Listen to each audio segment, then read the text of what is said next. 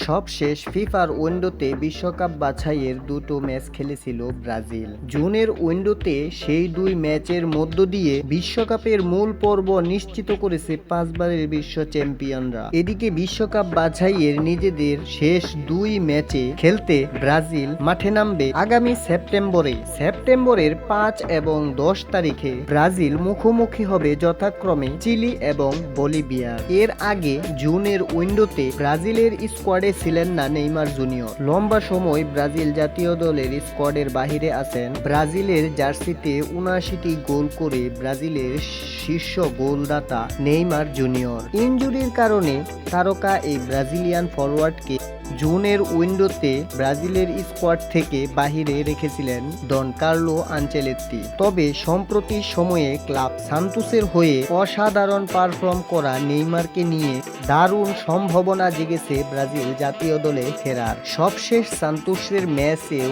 দারুণ ফুটবলের প্রদর্শনী দেখিয়েছেন নেইমার জুনিয়র। জোড়া গোল করে জিতিয়েছেন দলকে। এরপর ব্রাজিলিয়ান সংবাদ মাধ্যম গ্লোবোর প্রতিবেদনে জানানো হয়েছে সেপ্টেম্বরে ফিফার উইন্ডোতে আগামী দুই ম্যাচের স্কোয়াডে নেইমারকে অন্তর্ভুক্ত করতে যাচ্ছে কার্লো আনচেলত্তি। নেইমারের পারফরম্যান্সের পাশাপাশি ফিটনেস নিয়ে খুশি আনচেলত্তি, এমনই তথ্য দিয়েছেন গ্লোবোর এই প্রতিবেদন সত্যি হলে নেইমার জুনিয়র আগামী উইন্ডোতেই মাঠে দেখা যাবে নেইমার জুনিয়রকে। তো বন্ধুরা, আপনাদের কি মতামত তা অবশ্যই আমাদের এই ভিডিওর কমেন্ট বক্সে জানিয়ে যাবেন। আর ভিডিওটি যদি ভালো লাগে তাহলে অবশ্যই আমাদের এই চ্যানেলটি সাবস্ক্রাইব করে রাখুন এরকম নিত্য নতুন খবরাখবর পেতে। থ্যাংক ইউ, আল্লাহ হাফেজ।